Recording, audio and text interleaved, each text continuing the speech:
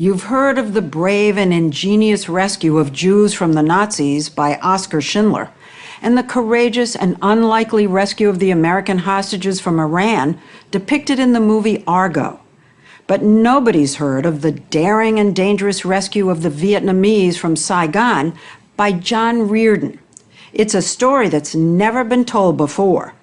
It happened nearly 40 years ago, at the very end of the Vietnam War, when everyone was trying to escape the communist incursion. No one was paying attention to an unassuming American banker who had already been evacuated going back in to save his stranded Vietnamese colleagues and their families.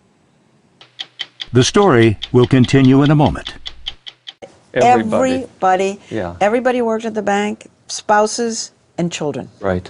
There were 105 in all who John Riordon, risking his own life, rescued in the last days of the war. How are you? Even now, 4 decades later, when they see him, they know he's the reason they're alive. Today, they're leading prosperous lives as American citizens, with children who are doctors and lawyers, and with grandchildren. Isabel, do you know my name? John Riordon. Even though my last name, that's more than I know. John Riordon was as far from Rambo and Mission Impossible as you could get. Back in 1975, he was a young banker, handsome and unattached, working as the assistant manager of Citibank in Saigon. They gave you a villa. They gave me a villa. And you lived well. I lived well, yes. He hosted barbecues at the villa for the bank's 34 Vietnamese employees. Tellers, secretaries, accountants. They were like a family, tying their future to American banking. But that April, communist tanks were barreling toward Saigon. Hundreds of thousands were leaving or trying to. 3 weeks before Saigon fell, John got an order from Citibank in New York: burn everything important and get out. They said, John, we've chartered a 747 Pan Am that's coming in, and we want you to take all of your staff and leave the bank and get out to this plane. By this point, it dawns on you what would happen to those people if you didn't get them out? Yeah, some of them would be killed.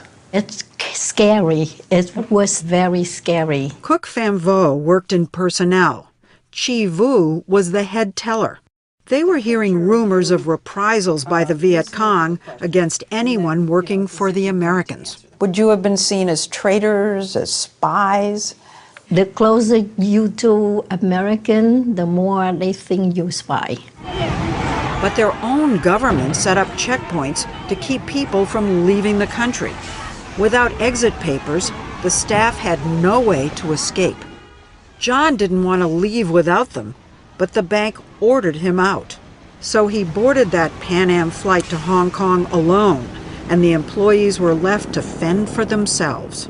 Did you feel abandoned? Yes. Did John say anything to you when he left? I was crying so much. I was worried about my kids, my husband, and he said, "Don't worry, I'll be there for you." John and his bosses at Citibank spent day and night in Hong Kong cooking up rescue plans. They tried to send in helicopters, even an oil tanker, and they asked the U.S. government to help, all in vain. I felt we had all those people back in there, and they were counting on us. And many, many times in the conversations we had with them, they said to us, "Don't let us down. Please do everything you can." Come on, gents, let's move it. But after 2 weeks of trying, Citibank said enough. A manager told the Hong Kong team, "If you try some daring rescue mission, you're fired." That night, John's immediate boss, Mike McTighe, a former Marine, asked John to dinner. And just as my steak arrived, and I was picking up my knife and fork, and he's making small talk, and then suddenly he says, "You know, John, one of us has to go back." And I put down my knife and fork and pushed that steak back, and I could feel tears coming out of my eyes. And he said, "Would you go back?" Go back, even though it meant losing his job, possibly losing his life. And yet, 11 days before Saigon would fall, the mild-mannered banker defied his bank and better judgment, caught the very last commercial flight into Saigon, and walked into the branch. And everybody comes running around me and said, what do we do? What do we do? How are we going to get out of here and everything? But you're there under the authority of who? You're not working for Citibank anymore. No one. I'm on my own.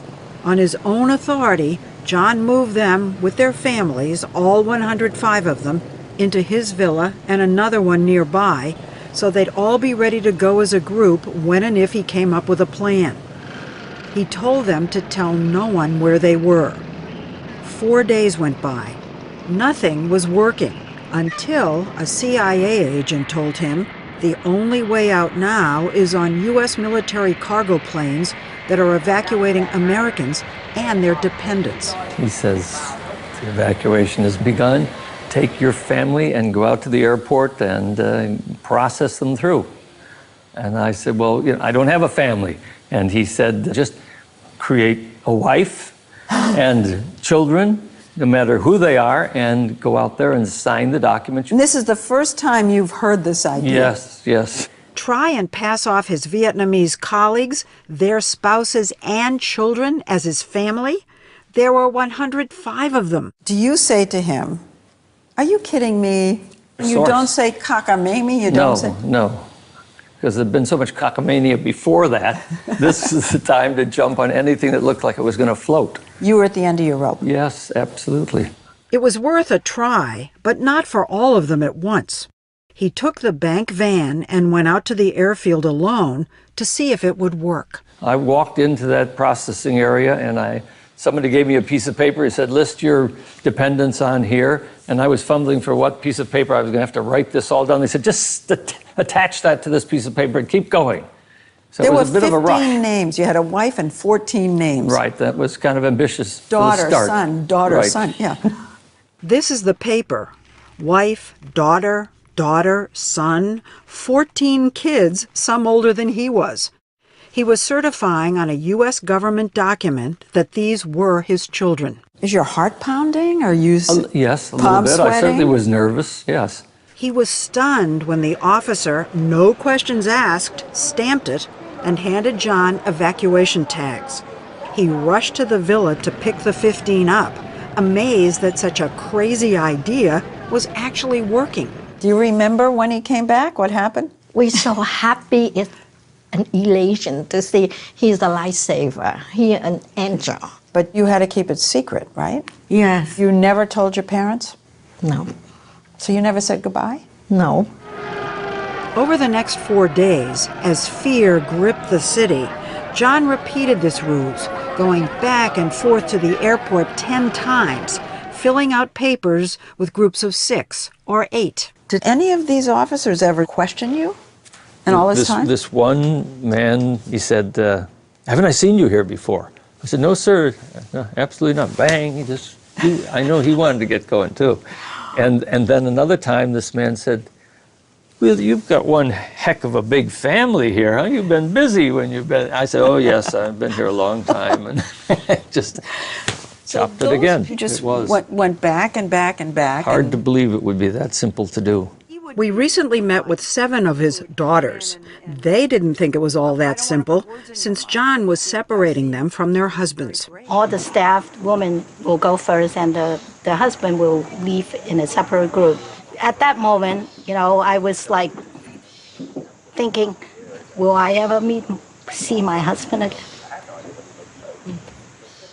Getting the husbands out was the most dangerous. Yes, because they were either in the army or working for the government. And if the MP, they saw anybody like that or they caught anybody like that, they would shoot right away. John was able to get the husbands' fake adoption papers as his sons and managed to get some of them on what he thought was safe, a U.S. Embassy evacuation bus like this one to the airport. But the bus was stopped by police looking for deserters. The driver of the bus stopped at the checkpoint, opened the door, and a Vietnamese police officer stepped onto the bus. And he looked up and down the aisle, and I thought, this is it. We're all going to be taken off this bus and shot. But in a split second, a woman sitting in the front seat, a Vietnamese woman, leaped up toward the policeman and poked her hands into his stomach. I thought she knifed him. And then I saw a bag of something move from her hands to his hands, and I thought, aha, it's a bribe. Bag of money. Bag of money, yes. The bribe worked. He waved them through. The last group of men at the villa were afraid to risk another bus, but John was out of ideas. Finally, one of the men thought up an ingenious plan. They pretended they were delivering bundles of money to the airport in the bank van. They even called the police for an escort like this. And they had rifles and everything, and they just led us right through the gates of the airport. You just went right on the plane with these guys? Right. They were safe. All of them? All of them. One of them was Chi's husband. Every time I ask you about John, you cry.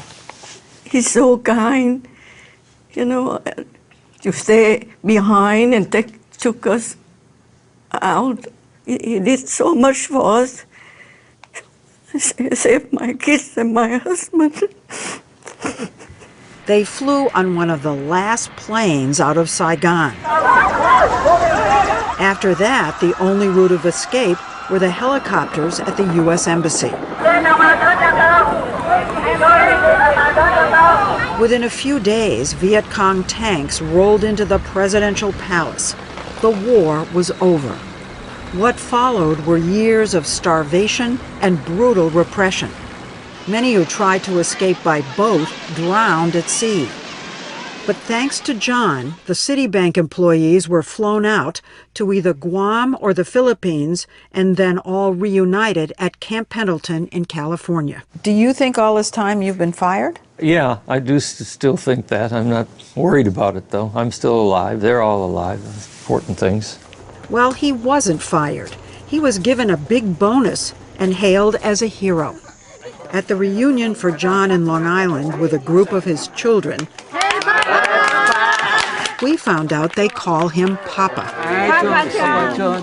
Nice to see you. Yes, I do. I haven't talked to you in so long. Citibank spent $1 million to resettle all the employees, giving them and many of the spouses jobs. We'll never forget you too. At the time, in Saigon, he thought of his colleagues at the bank as his Vietnamese family. 40 years later, still his family, but now as American as... Do you think the people who came here have had good lives? Yes, I do.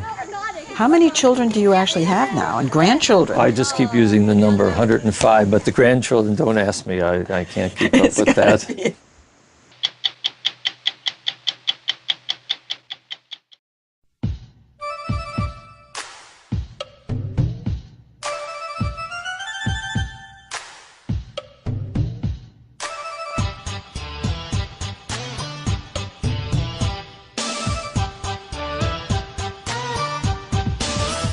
đem Hồ Chí Minh chép sinh ra khói Ba Đình, hàng triệu thanh niên một lần sinh Bắc. Đem Hồ Chí Minh chép sinh ra khói Ba Đình, hàng triệu người trai sao đành từ nào.